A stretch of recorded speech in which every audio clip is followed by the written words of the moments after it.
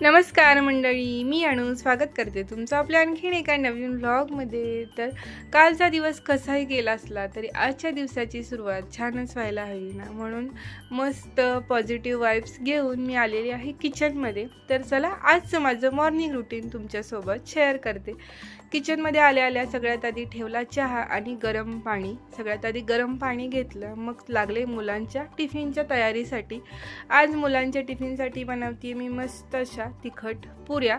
सगळ्या याच्यामध्ये मेथी, पालक किंवा कोथिंबीर घालून तुम्ही पीठ मळून घेऊ शकता। याच्याने मुलांच्या पोटात भाज्या देखील जातात। मस्त असा चहा घेतला आणि स्मॉल ब्रेकसाठी बनवला मी पुलाव आणि इकडे घेतल्या पुऱ्या लाटायला।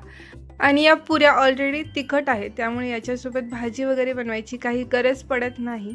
याच्यासोबत तुम्ही मुलांना टिफिनमध्ये दही वगैरे देऊ शकता आणि मुलांना आमच्या दही वगैरे पण लागत नाही, असेच त्या पुऱ्या खातात आणि त्यांना प्रचंड आवडतात देखील। मुलांचा टिफिन वगैरे पॅक केला आणि तिघंही गेली स्कूलला।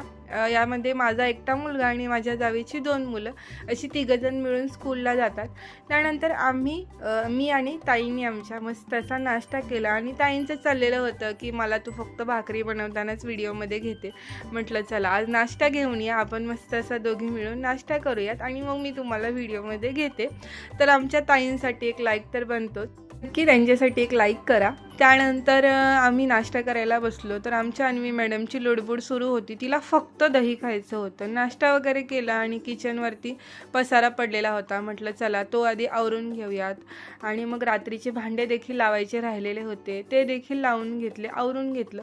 त्यानंतर आणलेल्या होत्या भाज्या, त्या देखील ठेवायच्या राहून गेलेल्या होत्या। म्हटलं चला फटाफट ते देखील आवरून घेऊयात, म्हणून मी आधी सगळ्यात बटाटे सेपरेट केले। खालच्या फ्रीजच्या कप्प्यातच आम्ही त्याला ठेवून देतो, ते आधी ठेवून दिले। मग सगळ्या भाज्या सेपरेट केल्या, भेंडी, त्यानंतर वाटाणा होता आणि हिरवी मिरची सेपरेट केली आणि मग त्या देखील व्यवस्थित ठेवून दिल्या। आणि इथं घेतली कोथिंबीर निवडायला। म्हटलं आता निवडतीये तर कट करून देखील ठेवूयात, म्हणजे कट केली की आपल्याला डायरेक्ट भाजीमध्ये वगैरे टाकता येते, त्यावेळी काही कट करत बसायची गरज पडत नाही। आणि खरंच तुम्ही देखील हे नक्की ट्राय करून बघा। कोथिंबीर जर कट करून ऑलरेडी फ्रीजमध्ये ठेवली तर परत 8 दिवस काही टेन्शन नाही, डायरेक्ट डबा उचलायचा आणि भाजीमध्ये मस्त अशी कोथिंबीर भरभरून टाकायची।